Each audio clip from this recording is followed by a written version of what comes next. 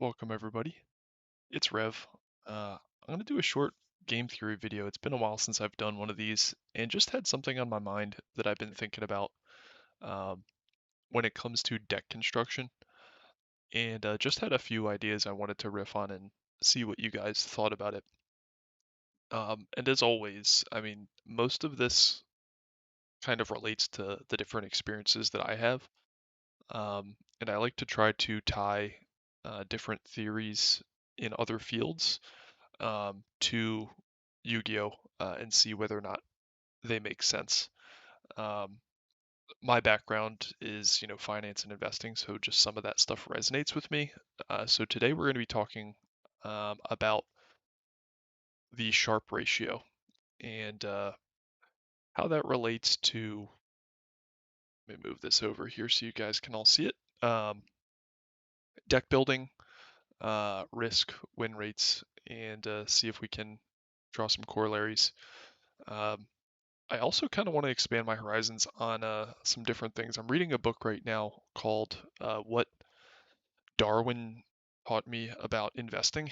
It's so far fabulous, and it's basically an investment guy that uh, talks about how he's had success applying different evolutionary principles and like selection principles and uh, stuff like that and genetics to investing, just because a lot of people in that world probably don't think that way. So it seems to give him an edge. So I think it'd be interesting, like if other people have other fields, whether or not it's like engineering, art, or whatever it is, to try to apply it to the game and see if anything new or creative can come of it. So here's what I wanted to talk about. So the Sharpe ratio. So what this basically is a pretty simple formula that's very, very common in finance that just measures for an investment your return of that investment over the risk of that investment. So this top part is the return of your portfolio, or the investment minus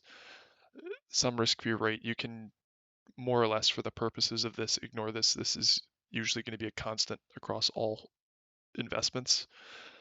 Um, so you want a lot of return and you want a little bit of risk. And risk in this case is measured by standard deviation of the portfolio's excess return. But to simplify things, just think of it as the standard deviation or the variance. So you would want this ratio to be as high as possible because let's just say there's an investment that I'm just going to make up numbers here, but returns 10% and its standard deviation is uh, 50%. That's a lot of swings back and forth. That would be insanely high. you know, you'd rather have an investment that would return 10% and have a standard deviation of zero. It never deviates from 10%. You get 10% on the money every time, which is fairy tale land, of course, but that's the idea of the ratio. You want as much return as possible with as little variance in that return as possible. Really, kind of what that would look like is, you know, a return going like straight up would be like zero variance. What happens in reality is like an investment can return positively, but it'll bounce up and down and go crazy on any given time where uh, there's a trade-off between risk and return. So I was thinking about this when it comes to deck building and a few conversations and back and forths that I've either participated in or um, kind of just been watching about Blackwings and Edison and some of the filler cards. If you've been watching my channel, you kind of, well, you definitely know where I stand on that. I have really, really liked Upstart Goblin as opposed to some of the more filler cards like Book of Moon and Legacy of Yggdrasil. Um, and I was watching replays on some players that are like objectively a lot better than me, and they just don't play Upstart Goblin in their Blackwing list. And I was thinking if there's a way to think about it and arrive at an answer on what is best. And I'll cut to the chase. I don't think there is a best. I think we might just be solving for different things. So the way I see it is I think Upstart Goblin um, is a lower variance card than some of the alternatives like Legacy of Yatagarasu and some of the other filler cards. Um, because you play it immediately. It's proactive draw in a proactive deck as opposed to reactive draw like Legacy of Yatagrasu in a proactive deck. But it does come with a life point cost, and there are going to be some number of games where that life point cost does matter. So the way I thought about it is, on average, not having life point cost like Legacy of Yatagarasu is going to be a lot better than having a life point cost and giving your opponent 1,000 life points in the form of Upstart Goblin. Um, but I don't think that necessarily means one is better or worse than the other. I think it probably means that the Legacy of Yatagarasu builds may have a higher average win rate, very marginally, like probably less than a percent difference here, but they probably have a lot higher variance of win rate. So I brought up this chart, and this is actually of sound waves, so I kind of repurposed it here, but let's just say that this is the win rate here of Blackwings with um, Legacy of Yatagrasu, and we'll just peg it at like 56%. I don't know. And let's just say that this is the win rate of Blackwings with Upstart Goblin, and let's just say it's 55%. So the way I was thinking about it is if you're solely optimizing for the highest win rate, I think it's pretty hard to argue that Legacy of Yatagarasu is less variance than Upstart Goblin. Like it just isn't, just based on the nature of trap cards and the fact that you can trap into trap and just basically time seal yourself temporarily with that card. But there are other situations and applications where the card is just objectively better. Um, one of them being baiting out back row removal, baiting heavy storms. Uh, you can go plus off that alone. You can even have applications where you Icarus attack your own back row, it being Legacy of Yatagrasu, and something else to play around to Starlight Road, or maybe there just aren't enough targets on the field. So the card definitely has more applications and a higher payoff when things do go right, but you time seal yourself for a turn. And if you activate Legacy of Yatagarasu into a trap, you just time sealed yourself again.